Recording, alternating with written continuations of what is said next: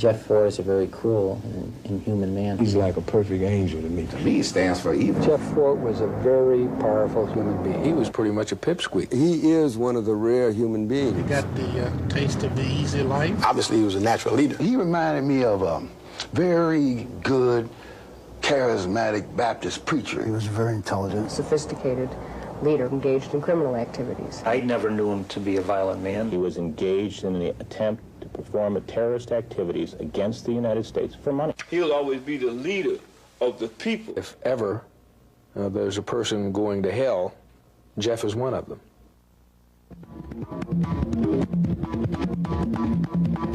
Chicago. It is a dynamic, diverse, passionate city. It is a city of writers, poets, and politicians, murderers, drug dealers, and thugs.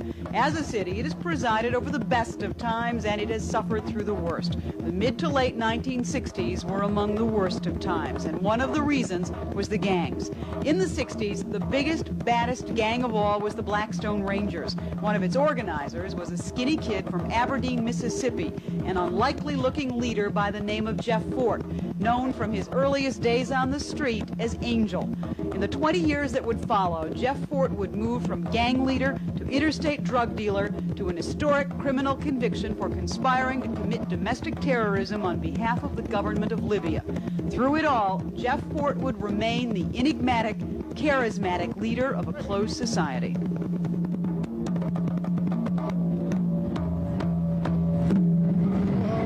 This is the story of Jeff Fort, of what he was and what he's come to be.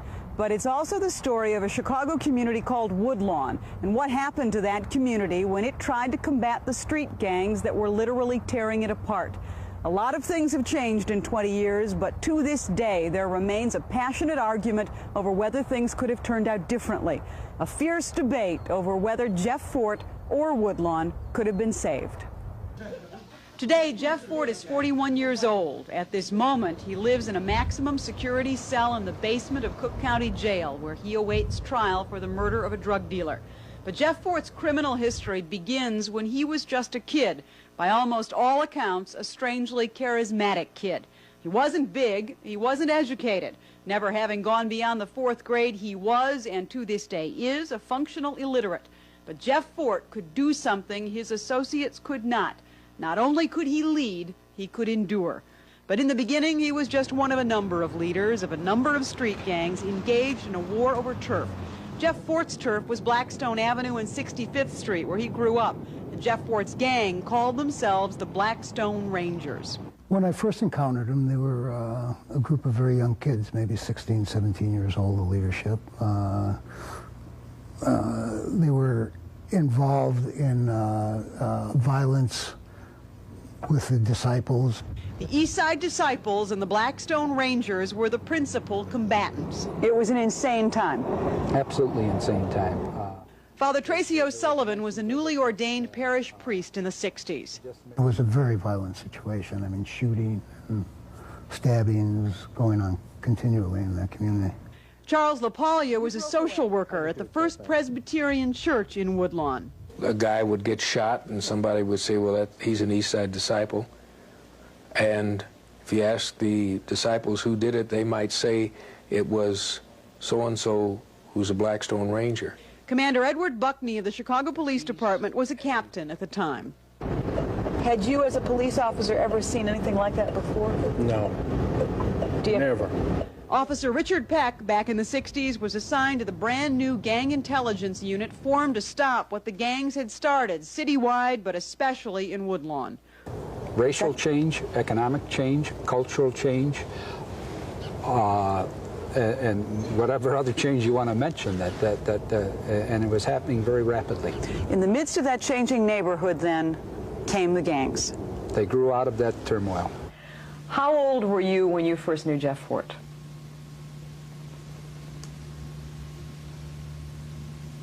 About 17. And he was how old? About 16. And the way you met was how? Well, we used to fight each other. Kenny Morrow was a high-ranking member of the Egyptian Cobras. We fought against each other for 4 years. But the Egyptian Cobras couldn't beat the Blackstone Rangers, and if you couldn't beat them, in order to survive, you had to join. Ultimately, 21 gangs would join under the umbrella of the Blackstone Rangers. There would be a ruling council called the Main 21 and a new gang name, the Black P Stone Nation. Some would argue the P stood for power. The nation was 4,000 strong. There were some struggles over leadership, but in the end, it was Jeff Fort who emerged as the man in charge. Former social worker Charles LaPaglia. I guess the overwhelming impression I have of Jeff Fort was that he was a very intelligent person, very insightful. Police Commander Edward Buckney. Our impression of Jeff back in the early days was that he was pretty much a pipsqueak, a sneak. Father Tracy O'Sullivan. Jeff Fort was a very powerful human being. Former gang member Kenny Morrow. For a man not to have no formal education and could lead that many people and run that many people's lives, I would have to say he's wise. We had more fear for him than anybody in the nation. He was little, he was skinny. A little skinny kid, but he carried big guns. 9mm's always been his favorite. In the late 60s, it was bloody in Woodlawn. Jeff Fort's Black P Stone Nation and the East Side Disciples were the reason. There were 8 disciples shot on that corner in that year. On this corner here, 65th and Woodlawn. This was the Gaza Strip. And this was the Gaza Strip? This was the Gaza Which Strip. Meant what? To the west was the disciples, to the east was the Rangers that grew into the P Stone Nation. And the disciples would come over here, challenge the Rangers, and 8 of them got killed on the corner where those challenges took place. Right. But it wasn't just gangs shooting gangs, it was gangs shooting other people too. 20 years ago, the litany seemed endless to then Captain Buckney. I can think of a robbery where the victims were made to lay on the floor and they were shot. I can think of 2 instances of where persons were dragged out of their house, one out into the alley. They bodily drug him out of the house into the alley, made him beg for his life, and killed him in cold blood. There were somewhere between 70 and 80 people killed. In some cases, the actual killing in Woodlawn was being done by children, recruited by the gangs for little more than the glory of belonging. A former gang member speaking on condition of anonymity. They wanted somebody shot. They'd give someone a couple of peanut butter sandwiches and jelly and a couple of dollars. How old was that someone who was doing the shooting? Maybe 10, 11, maybe 12. Then, as now, there is a logic in gang leaders using children as killers. Commander Buckney. What we found out was that Jeff and the Main 21, they did very little of the dirty work. They usually put the 12, 13, 14-year-olds up to do the shooting and those kinds of things, because it was very unlikely that they would go to jail. Jail was where police tried to put as many of the gangbangers as they could, but some religious and community leaders, like Father Tracy O'Sullivan and Charles LaPaglia, argued if people like Jeff Fort had the ability to lead and control literally thousands of young people, then why not try and teach him and them a better way? Our position was very clear from the very beginning, that we weren't interested in being social workers dealing with all the bad things that they were involved in. We were interested in teaching that leadership to do positive things out in the community. Our main goal at the beginning was to diffuse the violence, begin some positive alternatives, and to accept the reality of the organized structure that the gangs have and try to direct it in a positive and constructive way. And obviously that became very controversial. So controversial that Jeff Fort and Woodlawn would become national news.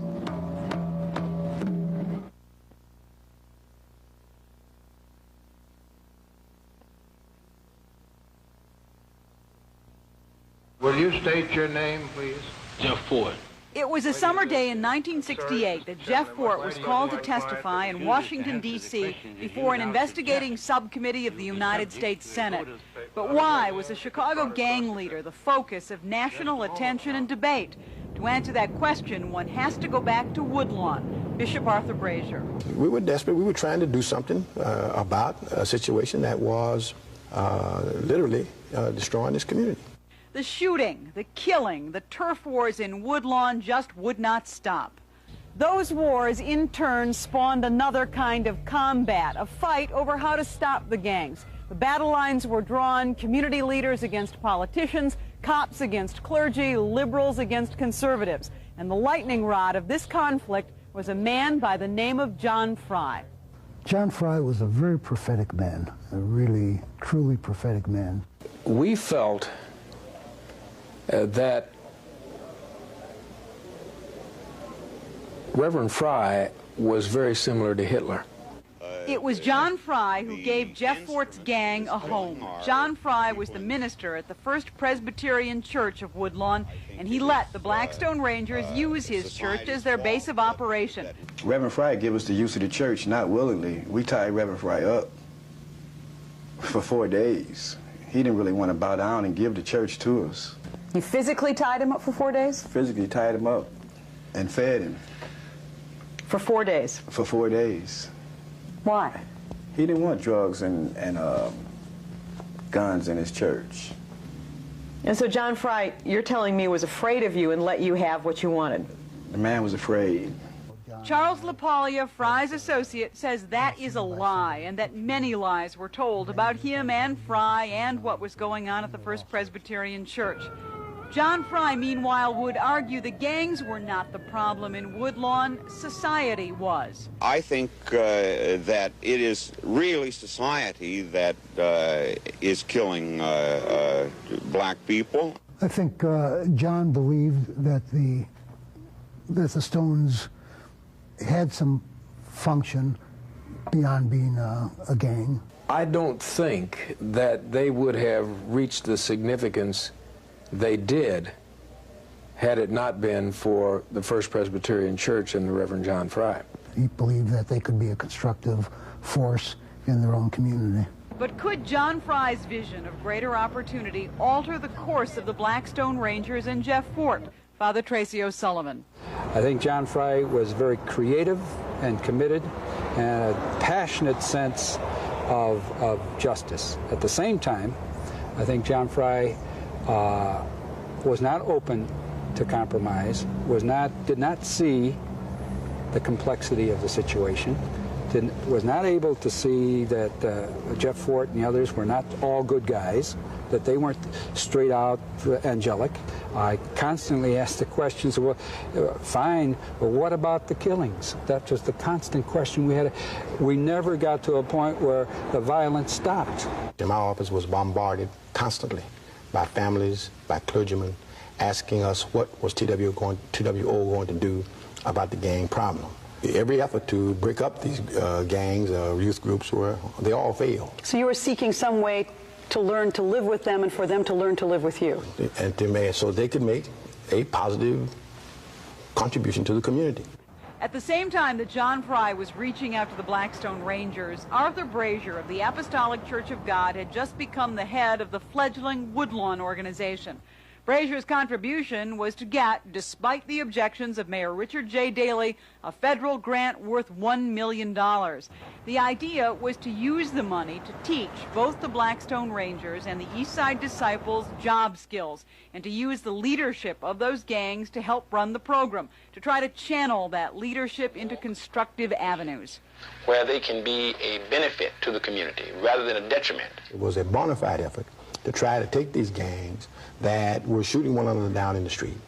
The police were unable to deal with it, and to try to take them as they were and try to refocus their ideas on something much more constructive. It was an experimental program. An experiment worth pursuing because the gang war was intense, because business was being extorted to pay protection to the gangs, because Woodlawn was overcrowded, in racial transition, and in turmoil. Something had to be done, but police were appalled at this particular approach, believing it was a naive, liberal solution to a deeply criminal problem. Chicago Police Superintendent Leroy Martin was a resident of Woodlawn at the time. I guess some of the people were very well-meaning people, but they just created a monster with the money that they gave them, no controls on it. Police Commander Edward Buckney believed the gangs had become the darlings of liberal America, people who didn't understand the gangs' real motive. They were in it for the money and whatever other gains could be gotten. You know, anytime you can have somebody like W. Clement Stone give them money, the Sears Foundation, the Ford Foundation, the Weibold Foundation, the Kettering Foundation, and all of these kinds of things, and they would... You know, if somebody's constantly giving you money, do you ever think in terms of getting a job? Hell no. And they didn't. Talk to me about money. Money. I had a lot to do with getting money to the Blackstone Ranger organization. And if I have any shortcoming, I just didn't get enough money to the organization. Because what I got to them, they used incredibly well. Ben Davis, a Ph.D. from the University of Chicago, was one of a number, including John Fry, who believed that police were oppressive, unjust, and only fueling the violence in Woodlawn. Some of the foundation money Davis would get for Jeff Fort and the Blackstone Rangers would be to bond them out of jail and hire lawyers for them. And do you have any regrets about that? None. You had a lot of respect for Jeff Fort. Absolutely. Absolutely. He is one of the rare human beings. But the desperate search for alternatives only inflamed the situation. Jeff Fort and the Blackstone Rangers would use the First Presbyterian Church to make and store weapons. Police believe Fry and LaPaglia knew that. No doubt about it at all. There are still people today who claim, whether you knew it or not, First Presbyterian was functionally an arsenal. There were guns in there, that there were drugs in there, that there were illegal things going on in there. They're not entirely wrong, are they? That illegal things probably went on. No, I'm sure there were illegal things that went on in there that we weren't aware of. I'm sure, you know, I mean, weapons were certainly something that was rampant in that community. But our position was to try and disarm and the kids and to cut the violence as much as we possibly can. And what kind of weapons would you keep in that church? Carbines, submachine guns, 9mm, you name it. Meanwhile, over at the job training program, equally intense controversy. Gang members would be paid to come to a job training class taught in large part by gang leaders. There would be immediate charges of gang leaders getting kickbacks. When the gang members would go to these job classes, how would that work? Everybody would go to school and get a check, and in turn they would kick back so much of their money. So there was always a kickback. Right. Were there legitimately some kids in those classes in it to learn job skills who later went on to get jobs? Yeah. Some of them was really serious about it. Were any of the leadership in the category of serious, hardworking students? No. Not that I recall. The program just wasn't working. That was the conclusion of a study done by Dr. Irving Spergel of the University of Chicago. And the reason had as much to do with the adults as the gangs. It seems to me that the most serious problem with that project was the context, in that you had major conflict among organizations. For instance? Well, you had some elements in the political structure that agreed with the project ideas and were supporting it, and some that were opposed to it violently. Different political leaders had different points of view about it. There was a struggle on every level. And the gangs had a field day. Particularly the Black Pea Stone Nation and Jeff Fort, who, because of the Spergel study and because of the public outcry, would be brought before the McClellan Committee in Washington, a Senate subcommittee investigating whether $1 million in federal money had been misspent and whether Woodlawn had become a fortress for the gangs. Jeff Fort was called to explain himself to that committee. After stating his name, he walked out. In the years to come, he would be convicted of contempt of Congress charges and the misuse of federal money. But that would hardly mean the end of Jeff Fort or the debate over who he was. Social worker Charles LaPaglia. I think Jeff was basically good. I think given the opportunity to achieve good things, he would have. Police Commander Edward Buckney. probably when he first joined maybe the group that they called the Blackstone Rangers, there may have been hope. But I think with the coddling and the publicity and all of the other things, I think it's probably a situation that he got into that was too deep and there was no way out. Father Tracy O'Sullivan. It became good guy, bad guy, and then people had to make Jeff Fort a great angel or a great devil. Well, Jeff Fort wasn't either an angel nor a devil. He was a human being, and he was talented, and he was moving in certain directions. We wanted to change those directions by opening up new opportunities and new resources.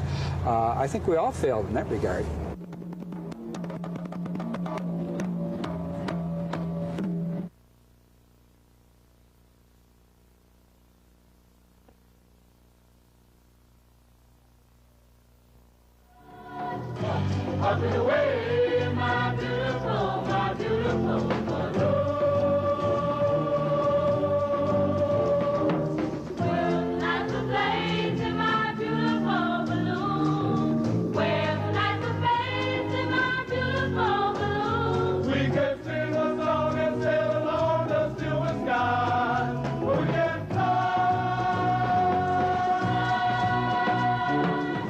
For Jeff Fort and his Black Peastone Nation, the late 1960s was a time when amazing things could happen. Just look and listen.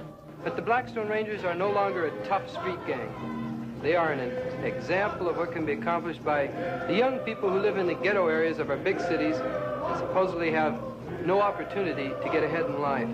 These kids got off the street and formed a musical revue company called Opportunity, Please Knock. And they've been performing now for almost a year. I'm sure you're going to enjoy what they do. Ladies and gentlemen, meet the Blackstone Rangers.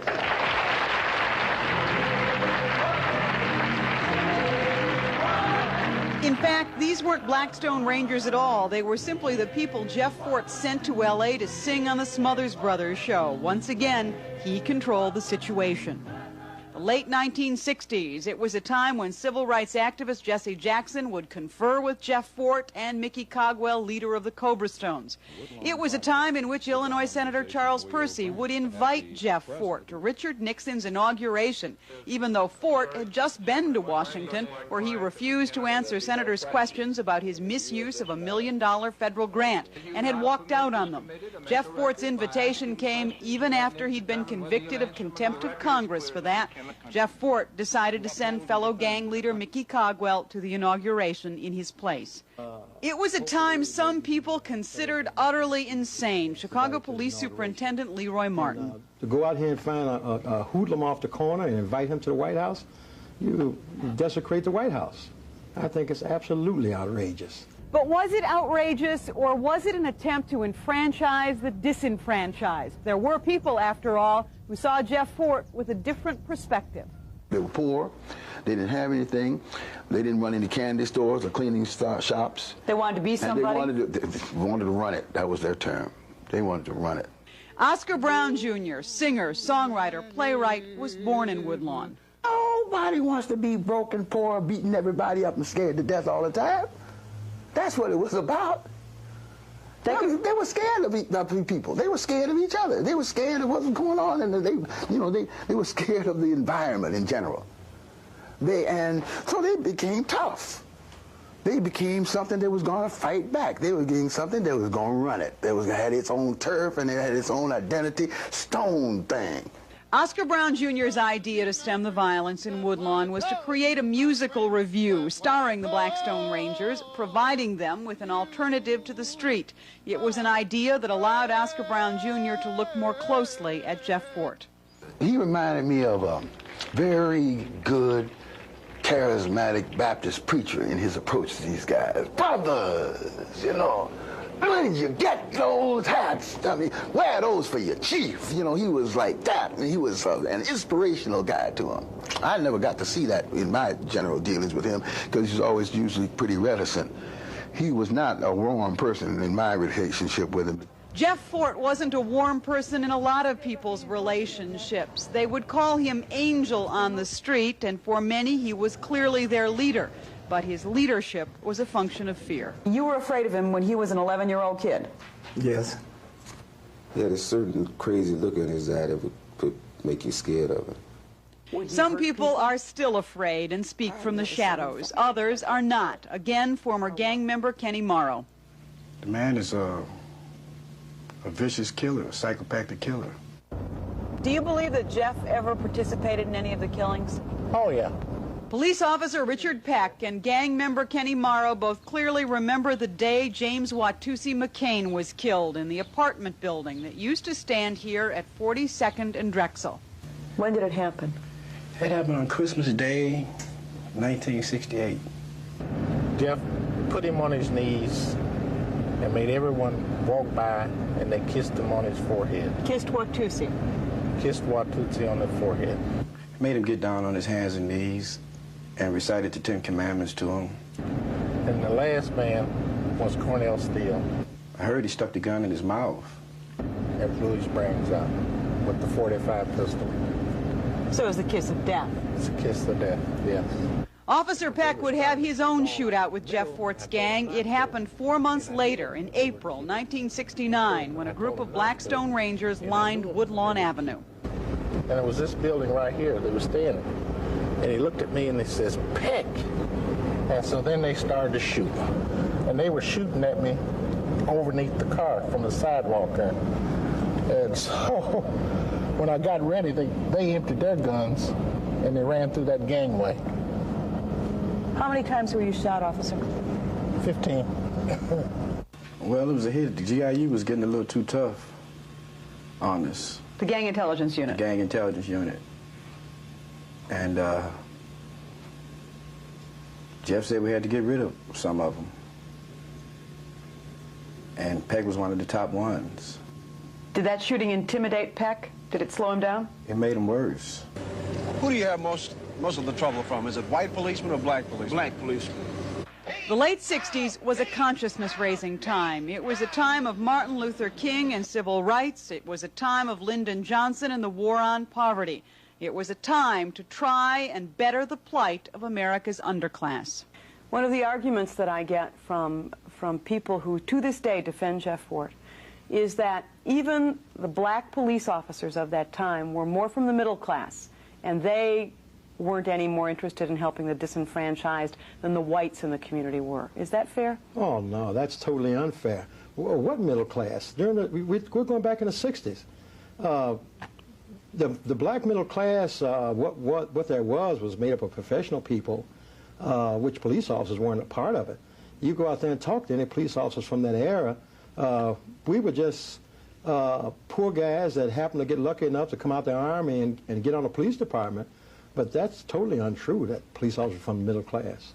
While the first generation of gang police officers, many of them black, were already working on the streets of Chicago, a second generation of officers, many of them white, was coming of age. We'd had fights with them on the corner when some of the Carmel kids were leaving.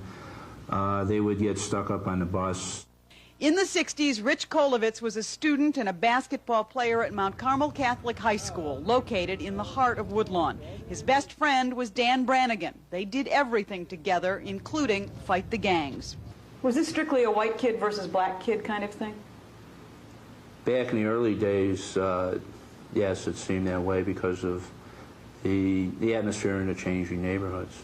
The tension in that changing neighborhood would never be more intense than April 5th, 1968, the day after Martin Luther King Jr. was gunned down in Memphis, Tennessee.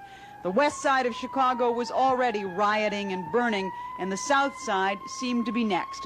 And there was a serious question of safety for the white students at Mount Carmel.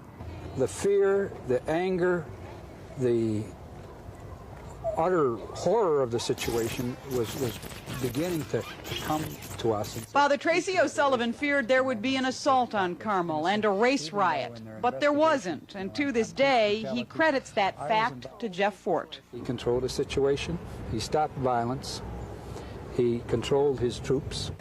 Jeff did help the white kids get out of the neighborhood. Did he do it, in your judgment, for altruistic purposes, or because there was some gain in it?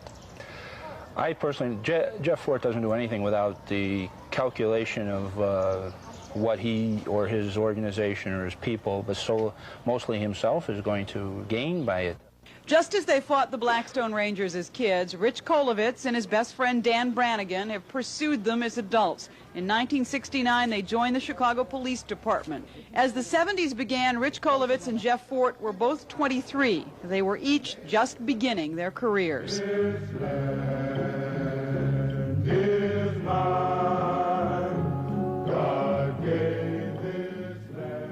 And the era of the Blackstone Rangers, Black Pea Stone Nation, was about to end. They had begun to move from what had been called a youth gang into something much more sinister.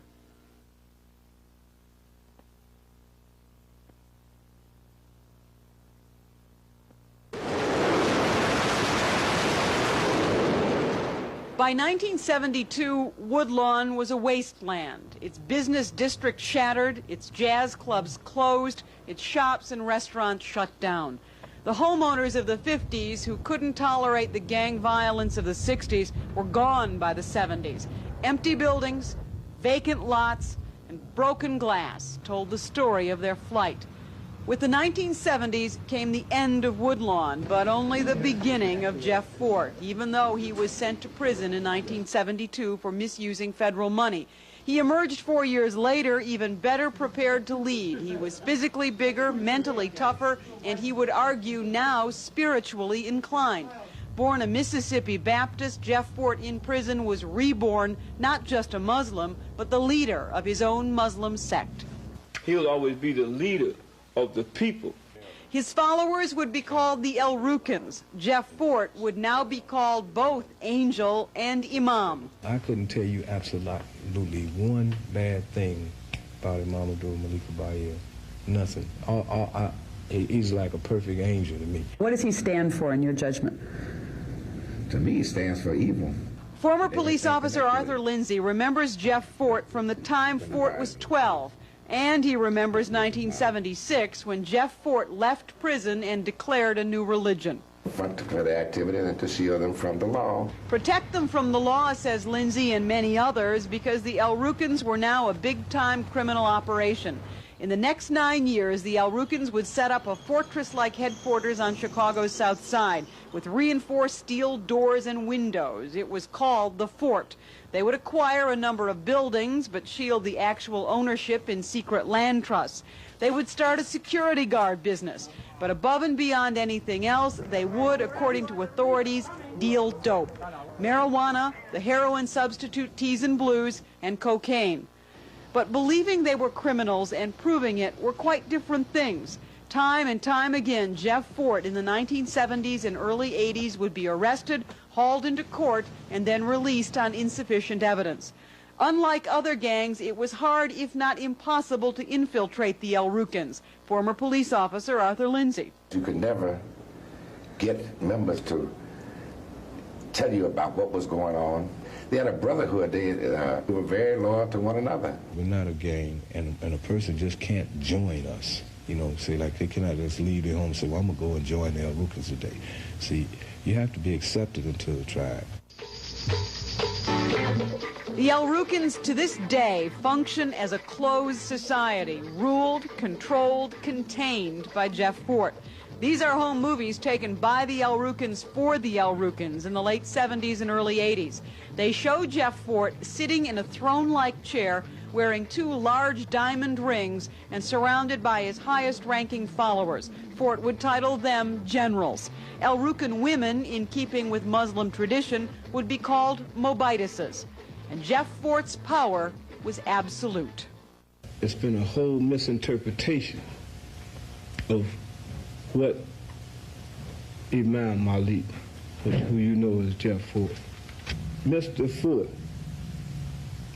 has never given anybody in this organization, in this holy and divine movement, any instruction whatsoever except following the principles of love, truth, peace, freedom, and justice. How is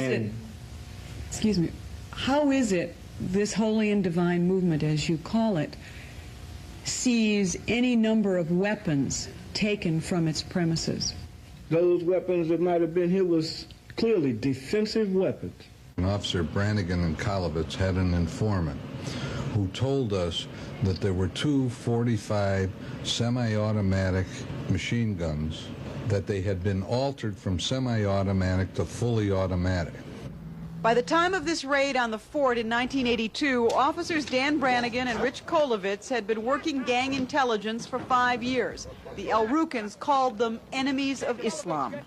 These people are constantly trying to frame me. And Jeff Fort rarely spoke to reporters, and with the exception of this 1981 impromptu news conference, never spoke in front of cameras. It's getting to be a real sick problem with people that's constantly trying to use us as some political football. But Jeff Fort and the El Rukns had political interests of their own. Though candidate Jane Byrne denied any knowledge of it at the time, one of her operatives paid the El Rukns $10,000 to campaign for her during the 1983 Chicago mayoral election.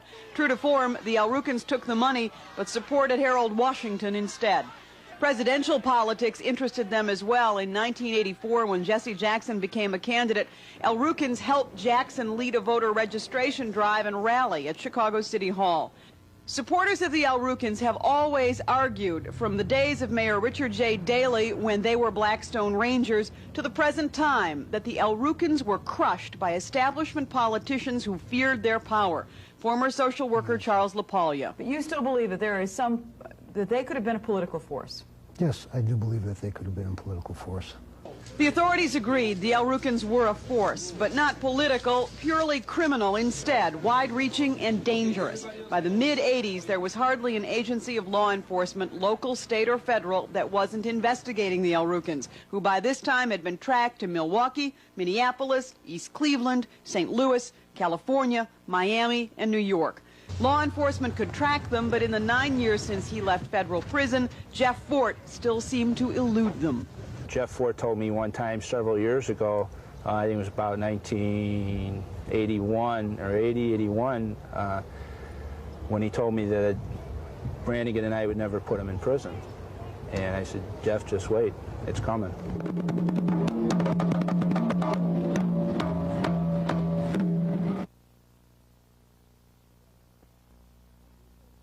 He's a very good boy. Annie Bacon is Jeff Fort's mother. You think God is on Jeff's side? Yes, he is. She brought Jeff and the rest of her family to Chicago in 1955. But it would be back down south in the family's hometown of Aberdeen, Mississippi, that Chicago police officers Brannigan and Kolovitz would finally nail Jeff Fort. Brannigan and Kolovitz made their case with wiretaps, secret recordings of Jeff Fort's telephone conversations with an Aberdeen drug dealer turned government informant. And so, in 1983, in a Mississippi courtroom, Jeff Fort admitted his guilt to the charge of interstate conspiracy to distribute narcotics. But then he fled the country, reportedly to Pakistan, to avoid imprisonment. Ultimately, though, he did return and turned himself in. It had taken 7 years, but in 1983, Jeff Fort went back to federal prison, this time to Bastrop, Texas. But even so, it still took only a telephone for Jeff Fort to reach out and touch someone. The only mistake he ever made was using the telephone. From prison, the pay telephone became Jeff Fort's instrument of power.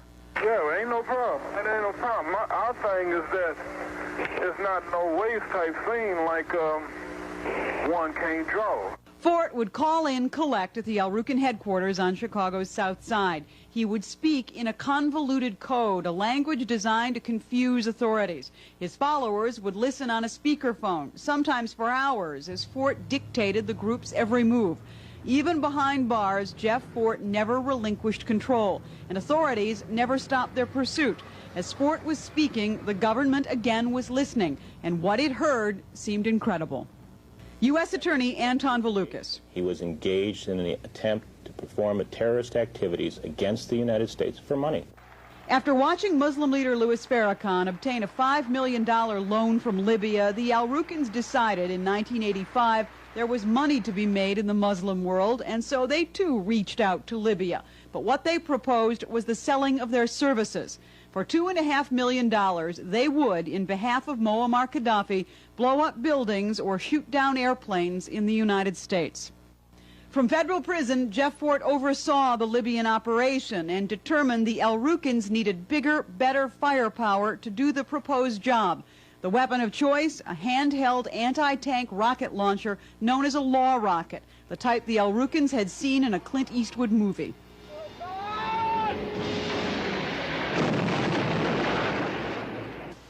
At a Southside tavern, a federal agent posing as a weapons dealer met with the El Rukns and arranged to sell them a law rocket.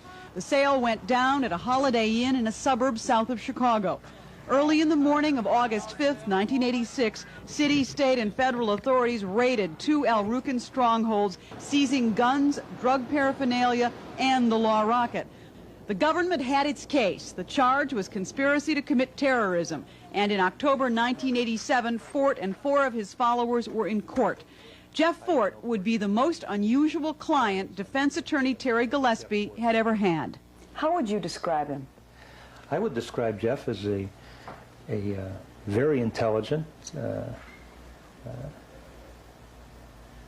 this will sound ironic, but my experience with him is a very intelligent, gentle man. Do you think he's brilliant?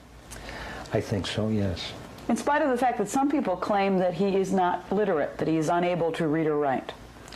Well, some people may claim that he's not literate. I think very few that know him would claim that he's not a very intelligent man. Gillespie would try and persuade the jury that Jeff Fort was a devout Muslim simply looking for a loan from Libya. The jury didn't buy it and accepted instead the prosecution argument of conspiracy to commit terrorism. It would seem they accepted as well the portrayal of Jeff Fort offered by Assistant U.S. Attorney Susan Bogart. I described Jeff Fort from the very limited perspective that I gained about him as a leader who had absolute control over the individuals who functioned in his organization. Is he unique in your experience of criminal prosecution? Jeff Fort is unique, yes. Jeff Fort and 4 other El Rukns made history at the end of 1987 by becoming the first people to be convicted of conspiring with a foreign government to commit terrorism in this country. Jeff Fort was sentenced to 80 years, and he was sent to the toughest federal prison in the system, Marion, Illinois. But because prosecutors judged him to be dangerous even in prison, the court ordered Jeff Fort could have no contact with the El Rukns, not by phone and not by prison visitation. What those prosecutors didn't count on was that Jeff Fort, in a matter of months, would be back in Chicago and back in touch.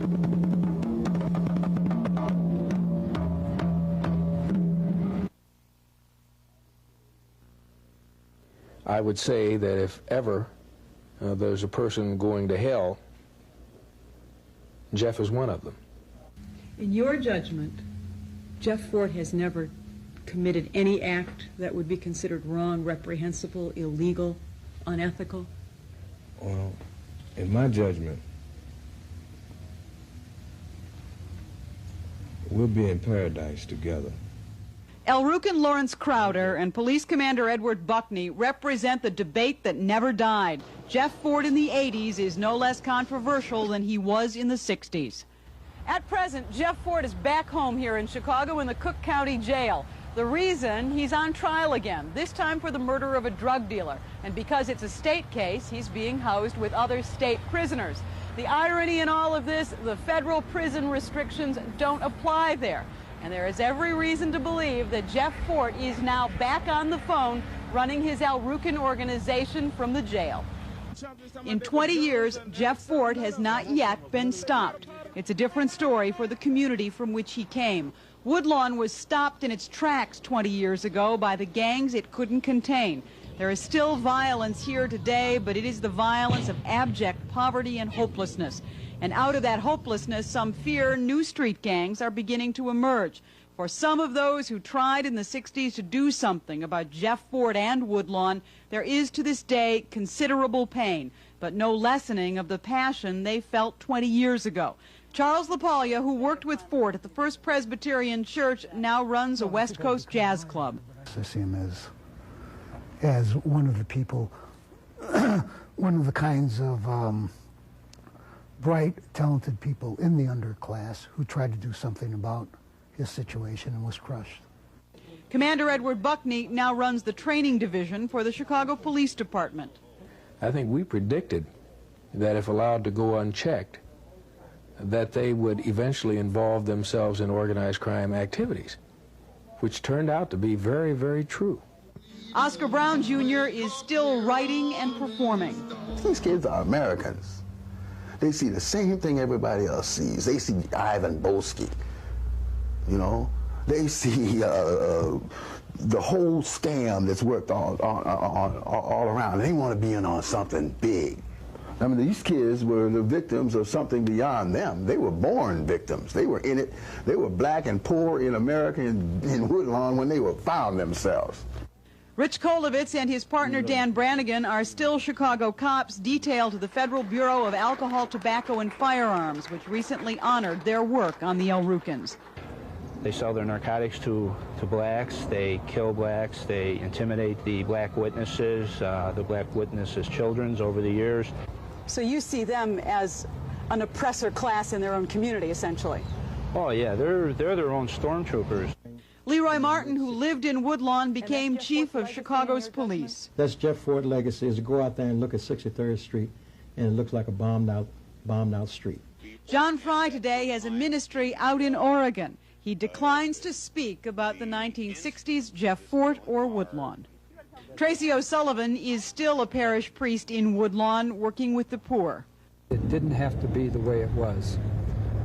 And I prayed that it didn't have to happen this way. It did. It's tragic, it's sad, and the thing is that they're putting him in jail, and he organizes in jail. And they try to break up the El Rukns, they still keep on going. He is a powerful human being. He was and he is, and I don't think there's anybody that can explain that.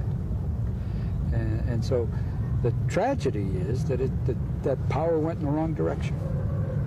And I feel very, very distraught and upset that it was a failure on our part. And Kenny Morrow is now working for the government on drug cases against the El Rukns. He became an informant because he believed Jeff Fort and the El Rukns killed his brother and his best friend. Is there something that sets Jeff Fort apart from the people who led other gangs? Well, he's a survivor. I mean, most of the gang leaders that I know are either dead or broken. He's never been broken. He's going to be in jail possibly for the rest of his life, right? Oh, he don't believe it. He doesn't? No. He got some people that would actually come there and break him out if he ordered them to. There's a lot of people that would risk their lives for him. A lot of people with him that's not afraid to die and not afraid to go to the penitentiary. They will do anything for Jeff Fort. He has that power over them. Have you ever met anyone like him? Like Jeff? Never.